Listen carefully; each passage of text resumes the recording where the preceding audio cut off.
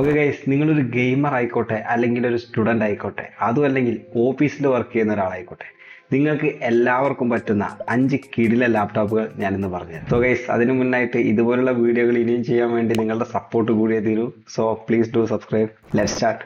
Okay guys, first of all നമ്മൾ നോക്കാൻ പോകുന്നത് തിൻ ആൻഡ് ലൈറ്റ് വെയിറ്റ് ആയിട്ടുള്ള ലാപ്ടോപ്പുകളാണ്.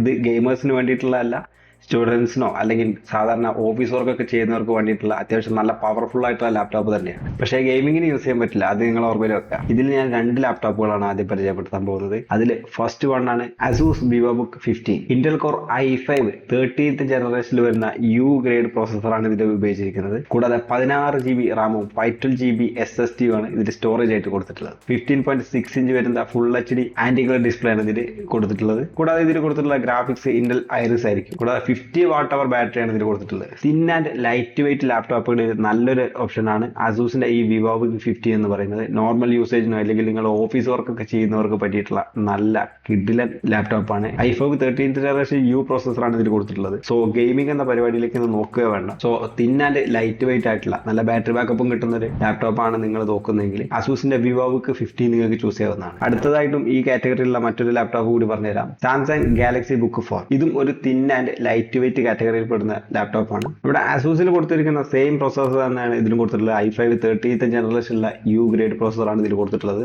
അതുപോലെ തന്നെ 60 GB LPDDR5 Ram, 512 GB NVMe SSD ഇതൊക്കെയാണ് അതിന്റെ സ്റ്റോറേജ് കൊടുത്തിട്ടുള്ളത്. 15.6 ഇഞ്ച് വരുന്ന ഒരു ഫുൾ HD LED ഡിസ്പ്ലേ ആണ് ഇതിൽ കൊടുത്തിട്ടുള്ളത്. സോ ഡിസ്പ്ലേ ക്വാളിറ്റി കുറച്ചുകൂടി ബെറ്റർ സാംസങ് ഗാലക്സി ബുക്ക് 4ലായിരിക്കും. പിന്നെ കൊടുത്തിട്ട് നോർമൽ ആയിട്ടുള്ള ഇന്റലിന്റെ ഐറിസ് XT ഗ്രാഫിക്സ് കാർഡും 54 വാട്ട് അവർ ബാറ്ററിയാണ് ഇതിൽ കൊടുത്തിട്ടുള്ളത്. പിന്നെ മറ്റ് ഫീച്ചേഴ്സ് ആയ ഫിംഗർ പ്രിന്റ്, Wi-Fi 6E എല്ലാം ഇതിൽ ഉൾപ്പെടുത്തി. So thin and light weight കാറ്റഗറിയിൽ നിങ്ങൾക്ക് ഈ 2 ലാപ്ടോപ്പുകൾ ചൂസ് ചെയ്യാവുന്നതാണ്. മറ്റൊരു കാര്യം, ഇതൊന്നും അല്ലാത്ത വേറെ ഏതെങ്കിലും ബ്രാൻഡിലാണ് നിങ്ങൾ നോക്കുന്നതെങ്കിൽ നിങ്ങൾക്ക് ഇന്റലിന്റെ ഇവോ സർട്ടിഫിക്കേഷൻ ഉള്ള ലാപ്ടോപ്പുകൾ ചൂസ് ചെയ്യുന്നത് നന്നായിരിക്കും. ഇന്റലിന്റെ ഇവോ സർട്ടിഫിക്കേഷൻ എന്ന് പറഞ്ഞു കഴിഞ്ഞാൽ കുറച്ച് ക്രൈറ്റീരിയകൾ വെച്ചിട്ടുള്ള ഒരു ലാപ്ടോപ്പുകളാണ്. അതായത് മിനിമം ഇത്ര അവർ ബാറ്ററി ബാക്കപ്പ് കിട്ടണം, ഫുൾ HD വെബ് ക്യാം വേണം, ഫിംഗർ പ്രിന്റ് സെൻസർ വേണം എന്നൊക്കെ പറഞ്ഞിട്ടുള്ളത്. സോ അത്തരത്തിലുള്ള ഒരുപാട് ലാപ്ടോപ്പുകൾ അവൈലബിൾ ആണ്, അത് നിങ്ങൾക്ക് ചൂസ് ചെയ്യാവുന്നതാണ്. സോ നെക്സ്റ്റ് കാറ്റഗറിയാണ് ഗെയിമേഴ്സിന് പ്രോഗ്രാമേഴ്സിനൊക്കെ പറ്റിയിട്ടുള്ള നല്ല പവർഫുൾ ആയിട്ടുള്ള ലാപ്ടോപ്പ്, നല്ല പെർഫോമൻസ് തരുന്ന ലാപ്ടോപ്പാണ് അടുത്ത കാറ്റഗറിയിൽ നമ്മൾ നോക്കാൻ പോകുന്നത്. ഇതിൽ ഫസ്റ്റ് ആയിട്ട് ഞാൻ പറയാൻ പോകുന്നത് ആസറിന്റെ എസ്പയർ 7 ആണ്. Intel core i5 13th generation പ്രോസസ്സറാണ് ഇതിൽ കൊടുത്തിട്ടുള്ളത്.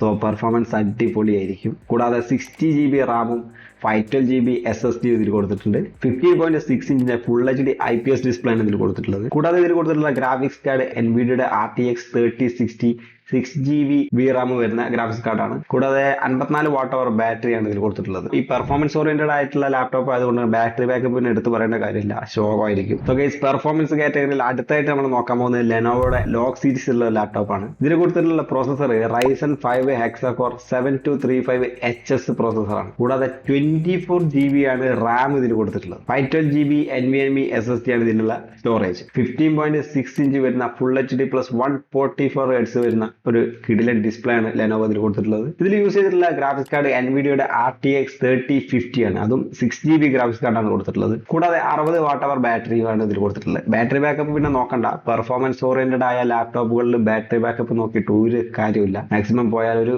1 to 2 അവർ അത്രേ കിട്ടത്തുള്ളൂ. ഇത് ഞാൻ എടുത്ത് പറയാനുള്ള കാരണം ഞാൻ ഉപയോഗിക്കുന്നത് ലെനോവോയുടെ ലോഗ് സീരീസ് ഉള്ള ലാപ്ടോപ്പാണ്. ഇതിന്റെയും ബാറ്ററി ബാക്കപ്പ് മാക്സിമം അത്രയൊക്കെ തന്നെ കിട്ടുന്നുള്ളൂ. പിന്നെ നമ്മൾ ഈ പ്രോസസറിന്റെ കാര്യം പറയുമ്പോൾ HSU എന്നൊക്കെ പറയുന്നുണ്ട്. അത് എന്താണെന്ന് അറിയാത്തവർ ലെനോവോയുടെ ഈ ലാപ്ടോപ്പിന്റെ അൺബോക്സിംഗ് റിവ്യൂ ചെയ്തിട്ടുണ്ട്. അതിൽ കൃത്യമായിട്ട് പറഞ്ഞിട്ടുണ്ട്. അത് കണ്ടിട്ടില്ലെങ്കിൽ ഇവിടെ ഞാൻ ഐ ബട്ടണിൽ അല്ലെങ്കിൽ താഴെ ഡിസ്ക്രിപ്ഷനിൽ അതിന്റെ ലിങ്ക് കൊടുക്കാൻ നിങ്ങൾക്ക് പോയി കാണാവുന്നതാണ്. സോ ഗൈസ്, അടുത്തൊരു പെർഫോമൻസ് ഓറിയന്റഡ് ആയിട്ടുള്ള മറ്റൊരു ലാപ്ടോപ്പാണ് ആസൂസിന്റെ ടഫ് സീരീസ് ഉള്ള F15 എന്ന് പറയുന്ന ലാപ്ടോപ്പ്. ഇതിലും യൂസ് ചെയ്തിരിക്കുന്ന പ്രോസസർ സെയിം തന്നെയാണ്. Ryzen 5 ഹെക്സാകോർ 7000 സീരീസിലുള്ള HS പ്രോസസർ തന്നെയാണ് ഇതിലും കൊടുത്തിട്ടുള്ളത്. കൂടാതെ 60 GB DDR5 Ram, 512 GB NVMe SSD ആണ് ഇതിൽ കൊടുത്തിട്ടുള്ളത്. കൂടാതെ 50.6 ഇഞ്ച് വരുന്ന ഫുൾ HD പ്ലസ് 144 Hz വരുന്ന ഒരു ഡിസ്പ്ലേ ആണ് ഇതിൽ കൊടുത്തിട്ടുള്ളത്. പക്ഷേ ഇതിൽ കൊടുത്തിട്ടുള്ള ഗ്രാഫിക്സ് കാർഡ് NVIDIA RTX 3050 ആണ്. ബട്ട് 4 GB ആണ് ഇതിന്റെ VRAM വരുന്നത്. ഇതിനു മുന്നേ പറഞ്ഞിട്ടുള്ള 2 ലാപ്ടോപ്പുകളിൽ നിന്നും പെർഫോമൻസ്, അതായത് ഗ്രാഫിക്കൽ ഓറിയന്റഡ് ആയിട്ടുള്ള പെർഫോമൻസിൽ ചെറിയ മാറ്റം കാണാൻ സാധിക്കും. കൂടാതെ 56 വാട്ട് അവർ ഉള്ള ഒരു ബാറ്ററിയാണ് ഇത് കൊടുത്തിട്ടുള്ളത്.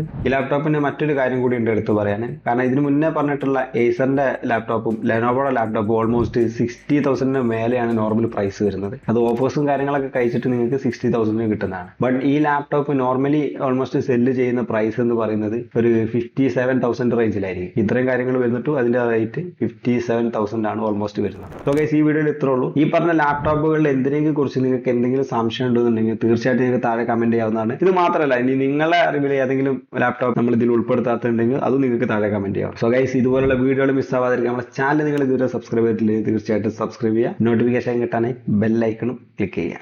അപ്പോൾ ബൈ.